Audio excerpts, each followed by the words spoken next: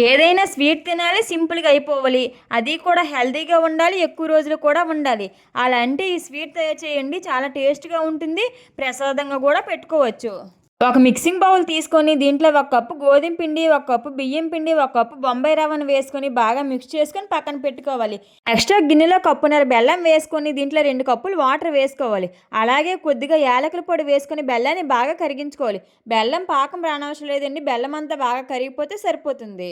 ఈ బెల్లం అంతా బాగా కరిగిపోయిన తర్వాత ముందుగా మనం కలిపి పెట్టుకున్న పిండిలోనికి ఈ బెల్లం వాటర్ అంతటిని వడకట్టుకొని వేసుకోవాలి.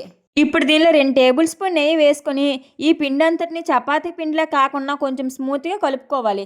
ఇలా అంతా కలుపుకున్న తర్వాత చిన్న చిన్న బాల్స్ చేసుకొని చేత్తో ఇలా చిన్న చిన్న అప్పాల్లాగా ఒత్తుకోవాలి. ఇలా అన్నిటిని చేసుకున్న తరువాత వీటిని ఆయిల్‌లో వేసుకొని అటు ఇటు తిప్పుకొని మంచి గోల్డెన్ బ్రౌన్ కలర్ వచ్చేంత వరకు వేయించి తీసుకుంటే గోధుమ పిండితో అప్పాలైతే రెడీ అయిపోయినట్లేనండి.